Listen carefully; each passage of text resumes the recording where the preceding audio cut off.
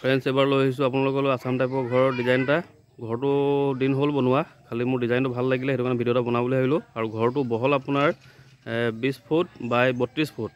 তো ঘৰটো 4টা ৰুমৰ ঘৰ হয় আৰু সৰু ফেমিলিৰ কাৰণে যথেষ্ট। আৰু ডিজাইনটো দেখিছে, এই ডিজাইনটো এনেকুৱা সেই টাইপৰ এছ টাইপৰ আহিছে আৰু কালাৰৰ মানে বস্তুটো মিলালে আৰু। তো চাবলৈ বৰ সুন্দৰ হৈছে, মই কাৰণে ভাবিলোঁ ভিডিঅ' এটা বনাওঁ বুলি। আৰু ইয়াত ফ্ৰণ্টত আপোনাৰ 3খন খিৰিকী পাল্লা দিয়া আছে, 3পলীয়া। তো সৰুকৈ ভিডিঅ'টো বনাইছোঁ, তো সকলোৱে চাব আৰু মোৰ চেনেলটো লাইক কমেণ্ট শ্বেয়াৰ ছাবস্ক্ৰাইবটো কৰি দিব। অকণমান বাৰিণ্ডালৈকে দেখাওঁ, তেতিয়া বুজি পাব।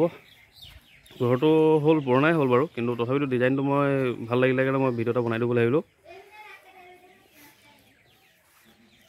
ফ্ৰণ্টতে 3 ষ্টেপ আছে দেখিছে, 3টা ষ্টেপ বহিছে। আৰু বাৰিণ্ডাটো আপোনাৰ ধৰি লওক বহিবলৈ, আৰু ধৰি লওক গ্ৰিল ৰুমেই হয়। তাৰপাছত আপোনাৰ এই ঘৰটো বহলটো আপোনাৰ 5 মানে ধৰি লওক এই বাৰিণ্ডাটো আপোনাৰ 5 ফুট বহল হ'ব আৰু 10 ফুট আপোনাৰ দীঘল। তো ধৰি লওক এইফালে ৰুমলৈ যোৱা এণ্ট্ৰি কৰা ৰুম দৰ্জা হয়। আৰু ইয়াত আপোনাৰ 3পলীয়া খিৰিকী বহিছে দেখিছে, পুৰণা ডিজাইন হয় কিন্তু হ'লেও ভাল লাগিছে। আৰু ওপৰতে আপোনাৰ ভেণ্টিলেটাৰটো আপোনাৰ দিয়া আছে চিমেণ্টৰ।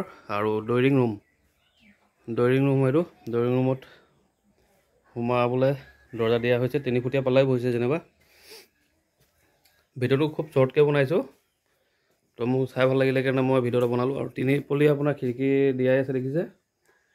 আৰু ৰুমটো আপোনাৰ 10 ফুট বাই 12 ফুটৰ বহিছে, 10 ফুট 16 ফুট আছে দেখিছে গাইজ।